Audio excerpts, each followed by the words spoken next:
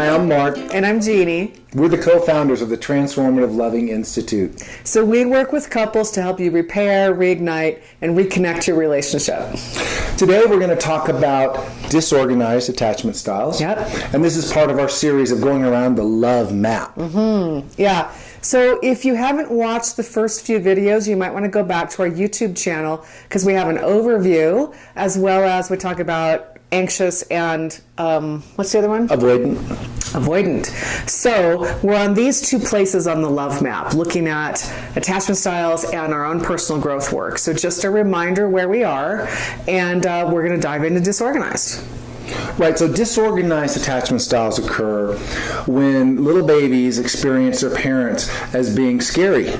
Yeah. And a lot of times it can happen when there is drug abuse, there's different types of violence in the family, but the basic message is that parent is not safe. Right. So either the parent's not safe or the parent is scared.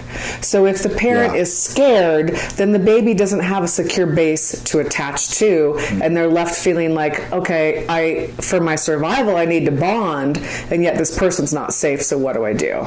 Yeah, and that's where the disorganized comes in, is because there's confusion. Do I go in or do I stay out? Do I connect or do I maintain my own safety? Yeah, and so as in an adult relationship, what that can look like is I might look frozen, or I might look like a deer in the headlights, or I might just totally shut down because all of a sudden I'm not safe and I don't feel like it's okay for me to connect with my partner. Right.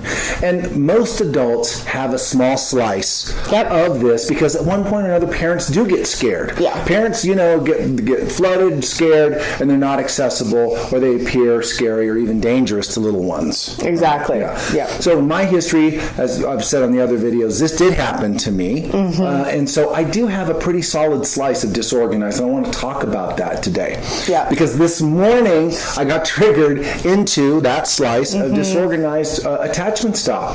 What happened was last night it snowed, spring snow, and what can happen is it can take down the trees. It's so heavy it knocks the branches off. And so this morning I woke up, I looked around, I saw that our trees were intact, so I went ahead with my morning routine of meditation and doing my guitar scales and my practice for my guitar. Right. So I woke up, I looked out the window, and I went, I love our trees. I love our beautiful maple trees, and the leaves are just now gotten full, May 21st. But I was calm enough that I actually did my meditation, and then 20 minutes later, I was like, okay, that's it. And I got up, and I went to find Mark, who was in the basement doing his little plinky-plinky on his guitar that he does. Yeah. And I said, Mark, the trees. And I was afraid. Yeah. Because, last year, our neighbor, the whole tree split in half, and these trees are like my friends. So I said, Mark, we got to go out and get the snow off the trees. And I said, honey, I'll do it when I'm finished. I noticed the trees aren't falling down now, so I'll deal with it when I'm done. Great. So that I felt sad and angry, and I went into my little slice of avoidant attachment style, which basically is like, I'm on my own. I'm on my own. My partner's not there. So I go up, get my clothes on, take the broom out, and I start whacking the trees to get the snow off the branches. And so 10 minutes later, I finish mine. I come up, I get dressed, I go outside, and I sense that she's in her avoidant. That she's urgently knocking the snow off, that she's in fear. Yeah. And so I did not feel a connection with her, and we worked to get the snow off of the trees. And it was gnarly because you're underneath, you're knocking the snow, it's falling right on top of you. I mean, it took like 45 minutes. I mean, it was a long process, which also totally knocked us off our schedule because we usually work out. We didn't have time for our workout, so we were definitely out of our routine. Yeah, right? 45 minutes of slogging through silent work of doing this work together. We come back inside, I sit down, and I realize that I'm totally flooded. I'm feeling this disorganized place in myself.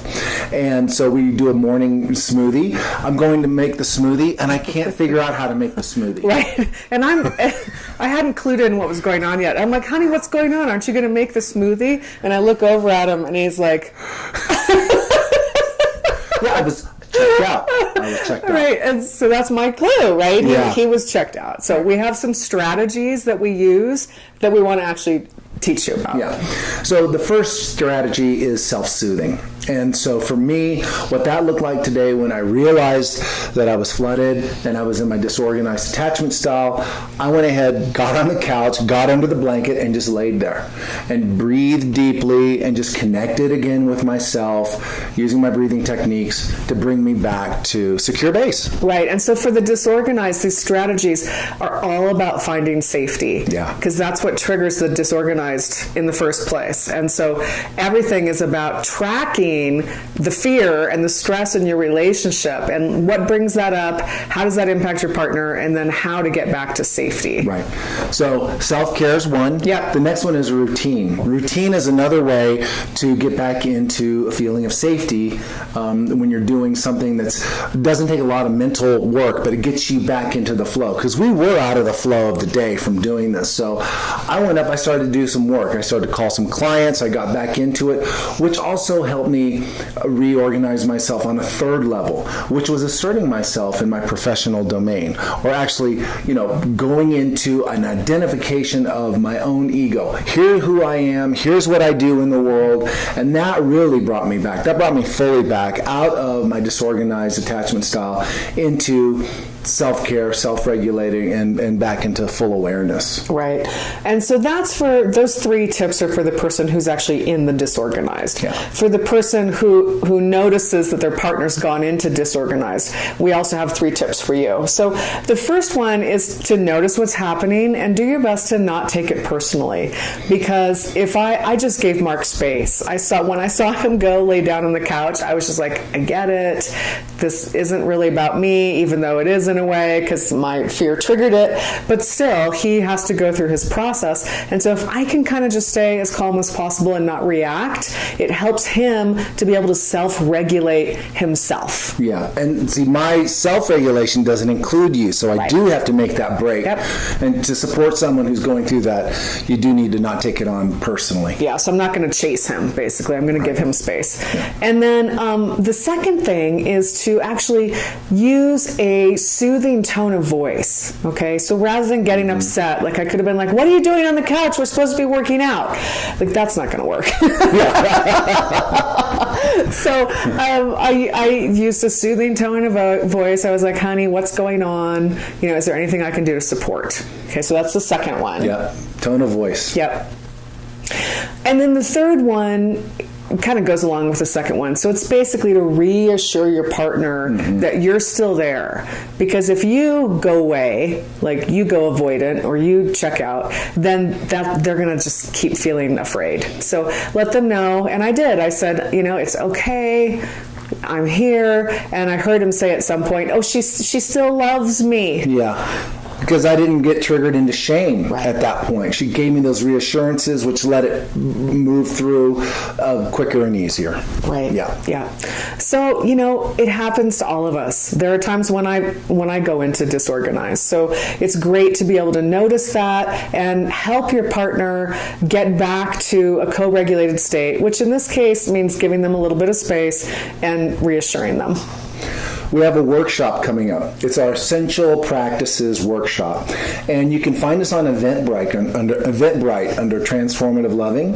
And you can find all the details there for the workshop. But we do a lot of experiential exercises around managing these types of attachment challenges. And I'll say that my ability to navigate this has helped so much from us doing these types of practices. Yeah. So there is a lot we can actually do to impact our reactions. Yeah. And you can find out more on our website. We actually have a video you can watch that you can hear couples who've gone through this program talk about what they got out of it. And the best testimonial is a couple that's been married for 51 years. So don't miss that. It's really awesome. Yeah. So thanks for watching. We hope to see you soon. Bye. Bye-bye.